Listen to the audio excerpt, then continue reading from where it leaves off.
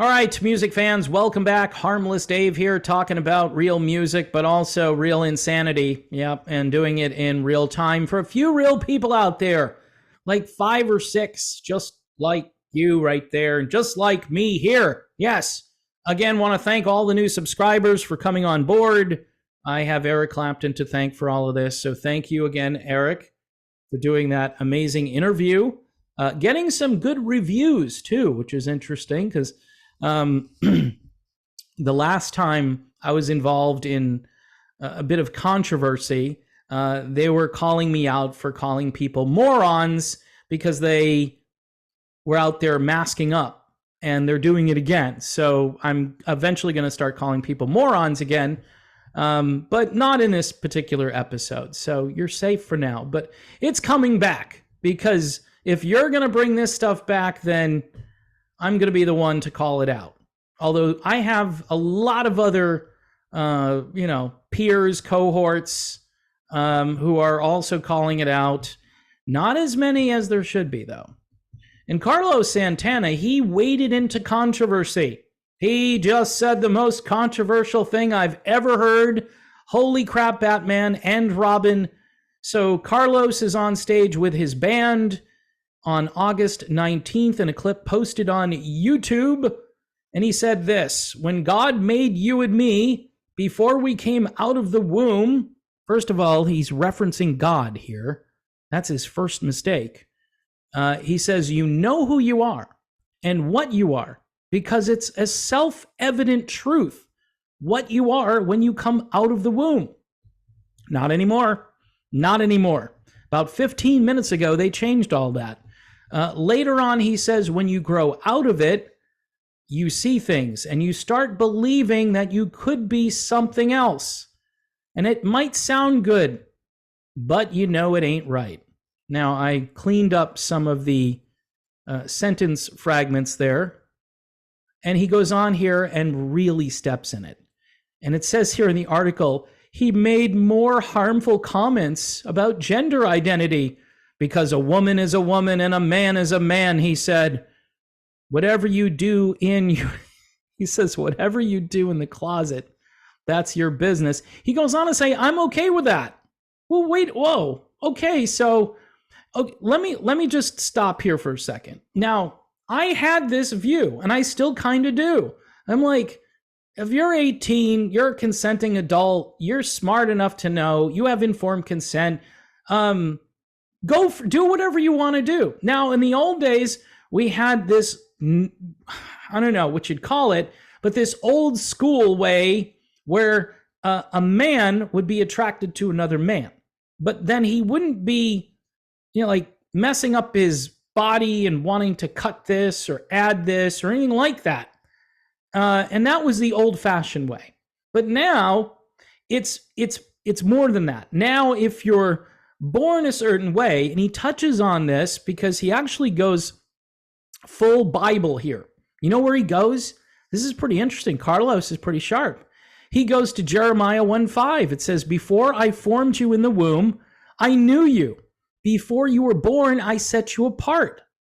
Pretty cool. Or either that verse or Psalm 139:16. Yeah, it's pretty interesting. God basically foreknew you. He foreknew what you were going to be. And they use this on both sides of this argument, but I'm going to use it on the correct side of the argument. God doesn't make mistakes. When you're telling a child that they were born in the wrong body, that's just bizarre. That's like alien landing bizarre, okay? But this is where we are. This is the dystopian world we are living in. Now, Carlos caved. Unfortunately, Carlos caved in. He says, I am sorry for my insensitive comments. Okay. His insensitive comments were, men are men and women are women. Those were his insensitive comments.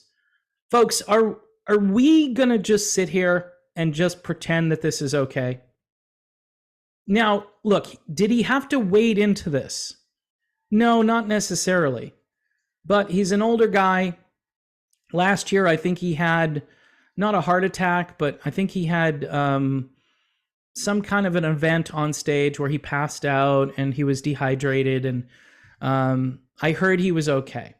I got the inside scoop on Carlos that he's fine. He just needed to rest and so forth. And he's back out there performing. Maybe, again, like Eric Clapton, he should think about the dignified retirement, because what Carlos ends up doing here is he lets the world know his true feelings, but then he apologizes. Now, what's wrong with the apology? Well, the apology is like, all right, yeah, I said what I really felt there, but I'm going to apologize for telling the truth about how I feel. Now, you hear all the time when people say, hey, this is my truth. You hear this all the time. This is Carlos and his truth. This isn't anything that shouldn't be off limits, because your truth is the thing that you're trying to convince me of all the time. And you know what I'm saying back? You know what? That's not my truth. That's not my truth. But here's the big problem, because then we get to 2 + 2 = 4, or 2 + 2 equals what that person thinks it equals. And all the answers are okay. And nobody seems to care about objective reality. I mean, if you're not going to look at reality, you're going to pretend reality doesn't exist. When you're out in the world and you see a woman walk by and you know, hey, that's a pretty woman right there, you're not thinking to yourself, I wonder how she identifies. You're not thinking that. You're looking at a beautiful woman. Well, what if it's a man and you got fooled? Well, then I'm an idiot and that's disgusting. How's that?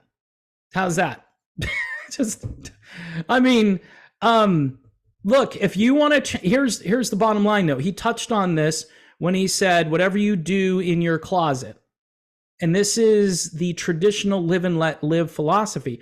But what's happened is they're correcting you if you don't have the right verbiage. If you're not saying the right things, they're going to call you out. They're going to humiliate you, and then they're going to make you apologize. Even though I'm not offending anybody with my truth. If my truth offends you, then just don't listen to it. You don't have to listen to my truth. I don't have to listen to your truth. If your truth looks ridiculous, though, I'm going to say that's my right to say your truth here about you can be anything you want to be based on what? Your feelings? Based on a chemical imbalance? Based on a mental health issue?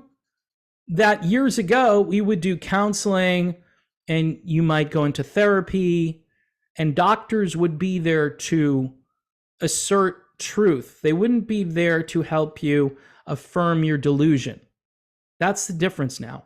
The doctors, and plus now doctors can use all these great pharmaceutical products, and there are a number of products which are going to apply in this situation, and there's a profit motive.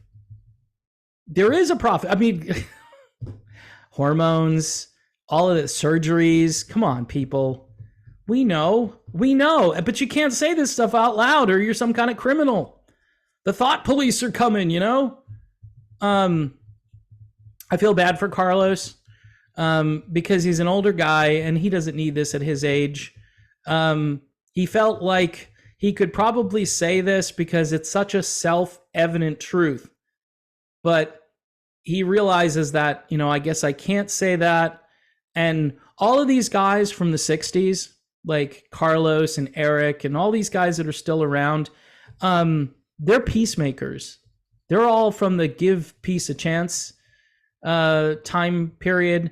And you know what that means? It's like, hey, I don't want to get into a war with you, man. I was just stating that, the sky is blue and 2 + 2 = 4. And they're coming back with, well, that's insensitive.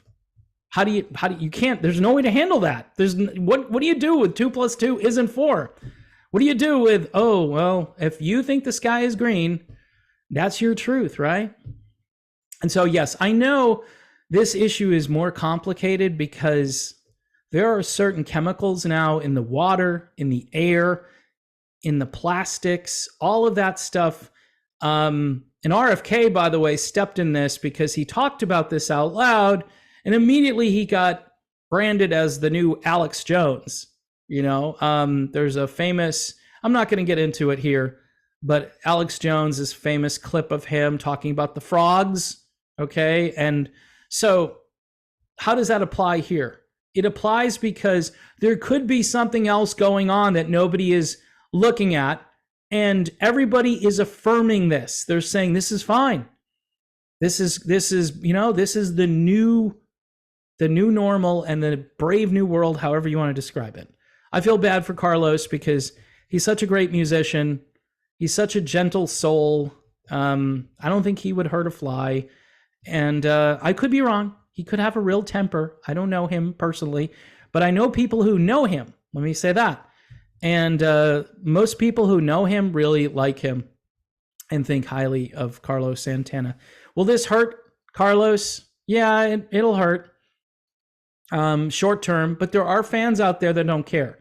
Most fans aren't going to care. The fact that he's getting heckled, though, on stage because he said something that is so patently normal, all right? I was going to say self-evident truth, but just, hey, you say to your kid, there's a nice lady over there, or look at that man over there. I mean, these are just things that people are always going to say forever. And is every country on planet Earth going to go along with this? Like every civilization, every country. All the tribes in Africa, are they going along? Are they going to go along with this? No. It's just the enlightened people here in the United States, and mostly in, Western countries like the UK, and it's going viral, though. This is something that isn't going away, and you think that it's just so preposterous. Again, you have a Supreme Court justice that can't define what a woman is. People now on X, Twitter, whatever you want to call it, next to their profile, they'll say, biological woman, adult, female, things, just something that defines, so people will go, oh, well, she's one of those hateful people. She's defining herself as a biological female. We're living in just bizarro times.